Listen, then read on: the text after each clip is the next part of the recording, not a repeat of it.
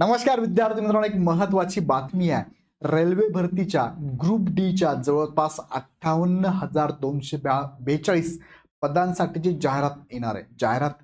23 जानेवारीला फॉर्म भरण्याची प्रोसेस चालू होणार आहे. विद्यार्थी मित्रांनो, याच्यासाठी पात्र असणाऱ्या विद्यार्थ्यांनी नक्की फॉर्म भरा आणि याच्या संदर्भातली महत्त्वाची माहिती या व्हिडिओच्या माध्यमातून मी तुम्हाला देणार आहे. सो हा व्हिडिओ शेवटपर्यंत बघा, ज्याच्यामध्ये आपण बघूया पात्रता काय आहे, फॉर्म कधी भरायचा आहे, त्याचा डेट कधी आहे, एक्झाम कधी असू शकते, आणि त्याचबरोबर तुम्हाला महत्त्वाची बातमी द्यायची मला की किती आणि कोणत्या पोस्ट भरल्या जातात या ग्रुप डी मधनं. जवळपास 14 वेगवेगळ्या पोस्ट या ग्रुप डी मधनं भरल्या जातात. प्रत्येक पोस्टनुसार कामाचे स्वरूप कसं असतं की ॲक्च्युली तुम्ही ह्या पोस्टवर जर लागलात तर तुम्हाला कामाचं स्वरूप कसं असू शकतं त्याबद्दल थोडक्यात माहिती, प्लस तुम्हाला कामाचं लोकेशन पण कुठे असू शकतं, महाराष्ट्र की महाराष्ट्राहून इतर राज्यात पण असू शकतं, त्याबद्दलची पण माहिती देतो. पोस्टनुसार पगार तुम्हाला किती मिळतो आणि इतर फॅसिलिटीबद्दल सेपरेट माझा व्हिडिओ येणारच आहे.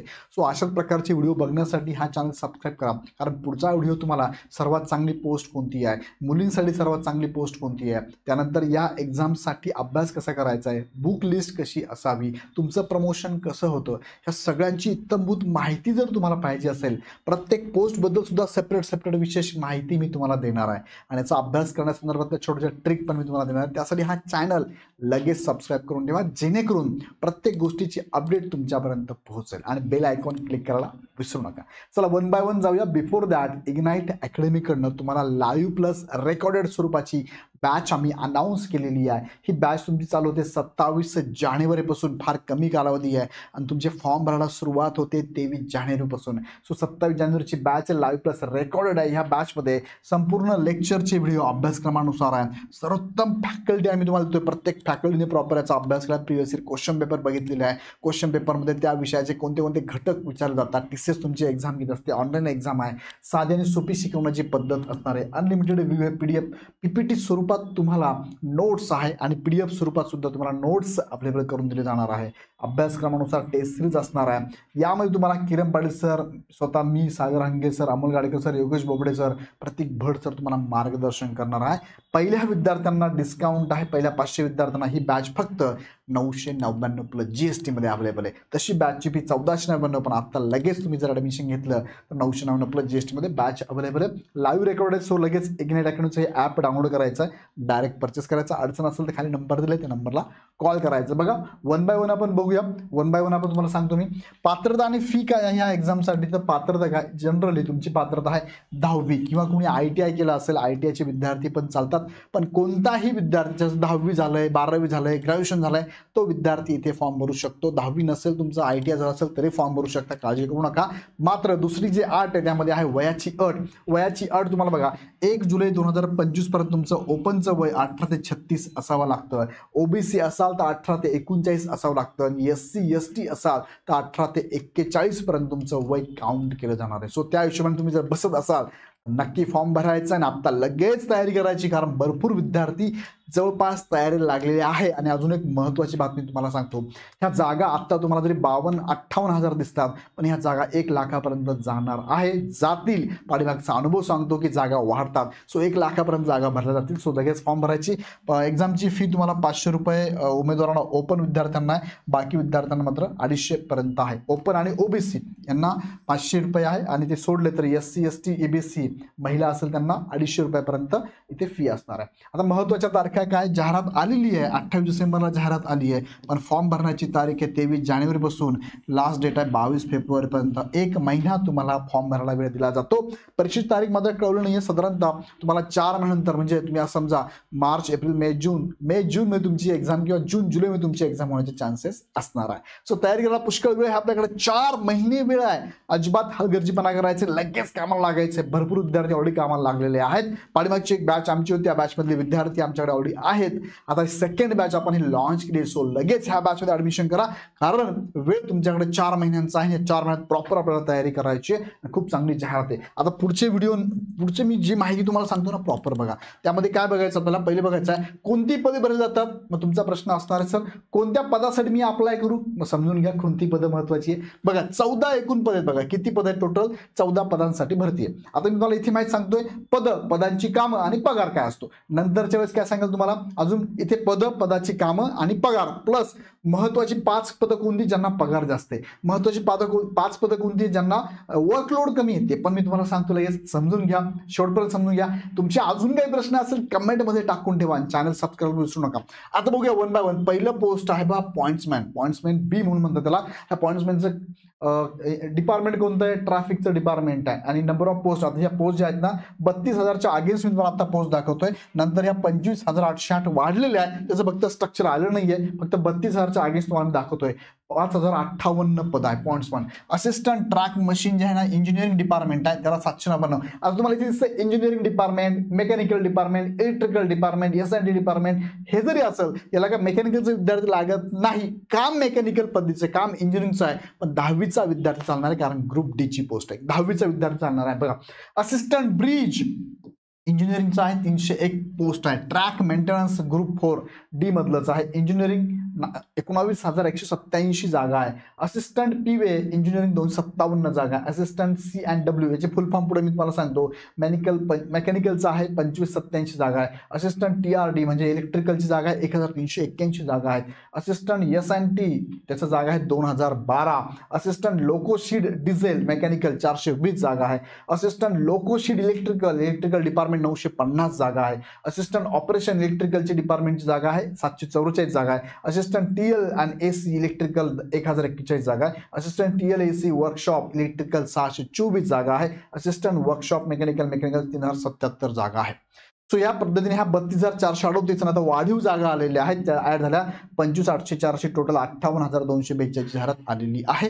आता 23ला फॉर्म भरायचे. आता या प्रत्येक डिपार्टमेंटनुसार जी पद आहेत त्याचे फुल फॉर्म पण मी तुम्हाला सांगतो, त्यांचे कामाचे स्वरूप कसं ते पण सांगतो. तिकडे जाण्यापूर्वी एक महत्वाचा प्रश्न तुमच्यासाठी असणार, तो म्हणजे कोणता? सर यांना पगार किती असतो? बघूया मग पगार किती असतो. साधारण बघा पगार सरासरी किती आहे. सरासरी बघितलं तुम्ही इथे बघा पे स्केल बघा, हायलाइट पे लेवल आहे, पे मॅट्रिक्स आहे, इनिशियल पे आहे, HR आहे, D आहे, ट्रॅव्हलिंग अलाउन्स आहे आणि ग्रॉस सॅलरी जर बघितली तर 25-30 हजारापर्यंत तुम्हाला अप्रॉक्स रेंज तुमची जाते. ॲव्हरेज सॅलरी सांगतो तुम्हाला, ॲव्हरेज 30 हजारापर्यंत सॅलरी तुम्हाला जाते.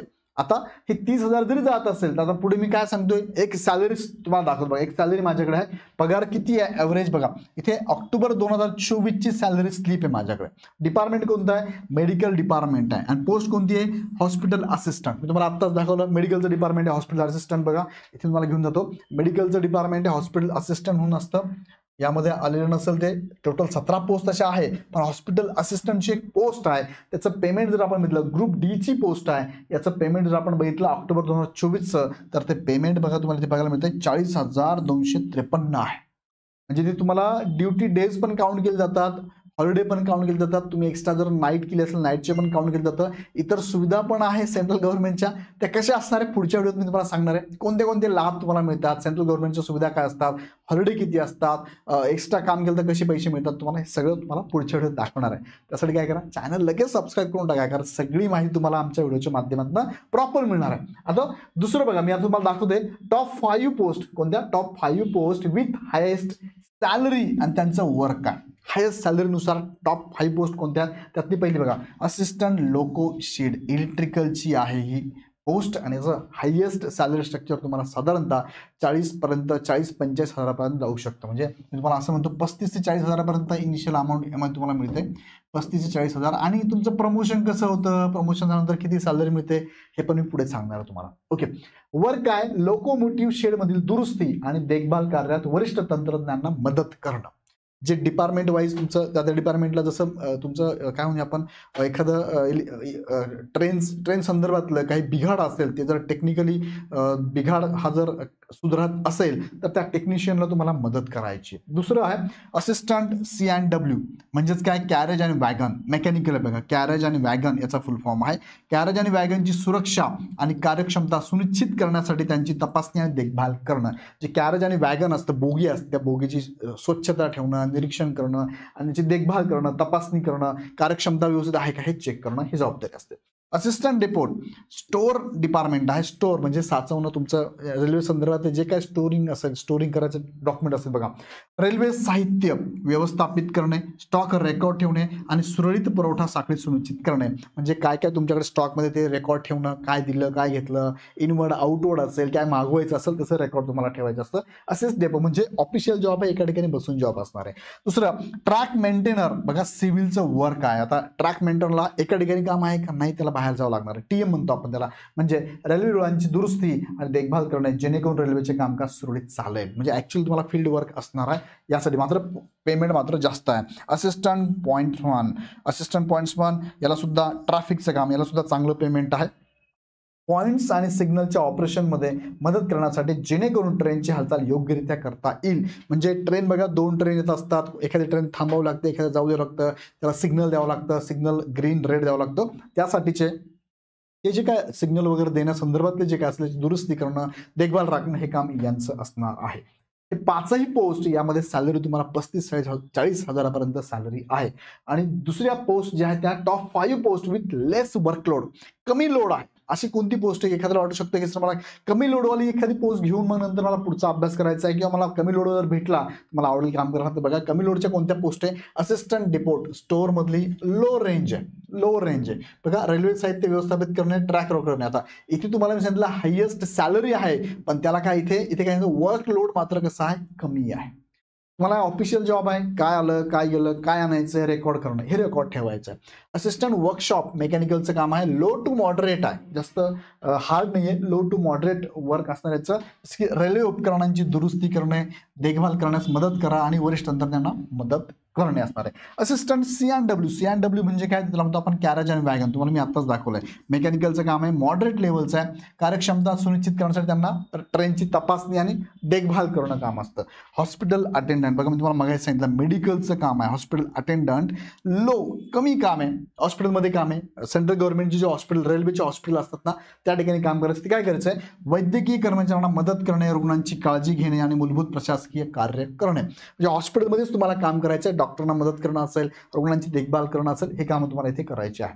असिस्टंट सिग्नल आणि टेलिकॉम, एसटी म्हणतो आपण त्याला बघा, ST signal and telecom low to moderate काम आहे. सिग्नल यंत्रणा आणि दूरसंचार उपकरणांची देखभाल सुनिश्चित करण्यास मदत करणं. म्हणजे बघा सिंपल काम आहे, सिग्नल यंत्रणा सुरळीत चालू आहे की नाही याची देखभाल करण्याचं काम ह्या टीमकडे असतं असिस्टंट सिग्नल अँड टेलिकॉम मध्ये. आता रिमेनिंग ज्या पोस्ट आहे विथ ॲव्हरेज वर्कलोड आणि सॅलरी असते. ॲव्हरेज वर्कलोड आहे, ॲव्हरेज सॅलरी तुम्हाला मिळणार आहे.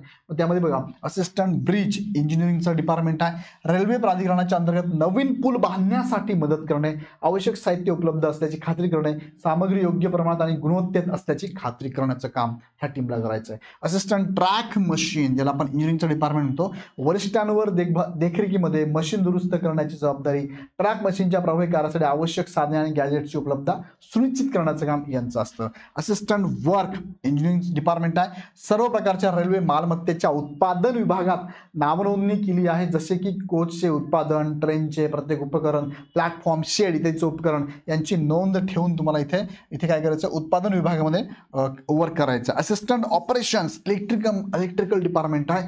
विद्युत पुरवठा सुनिश्चित करण्यासाठी आणि ऑपरेशन्स मॅनेजरला मदत करण्यासाठी ते वरिष्ठ अभियंत्याच्या देखरेखीखाली काम करतात. ट्रेन आणि स्टेशनच्या विद्युत उपकरणांची देखभाल करणं, म्हणजे जे विद्युत दिवे असतात, पथदिवे असतात, त्यांची देखभाल करण्याचं काम यांच्यावरती असणार आहे असिस्टंट ऑपरेशनमध्ये. त्यानंतर assistant TL and AC workshop, TL in that case म्हणजे इलेक्ट्रिकल डिपार्टमेंट आहे बरोबर.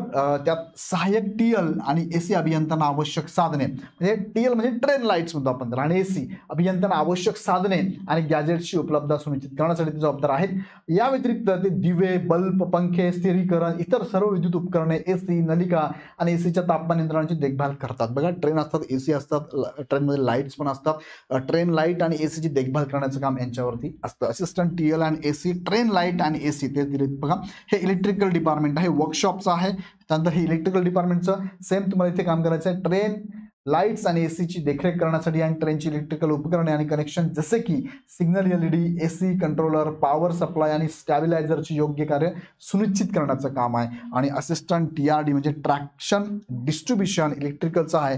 इलेक्ट्रिकल लोकोमोटिव्ह आणि इलेक्ट्रिकल मल्टिपल युनिट्स सारख्या विद्युत मालमत्तेच्या देखभालीसाठी कर्मचारी जबाबदार आहेत. ते वीज पुरवठा प्रतिष्ठानाच्या कार्यक्षम देखभाल आणि ऑपरेशनसाठी संबंधित सर्व तांत्रिक आणि संस्थात्मक बाबी हाताळणार आहेत.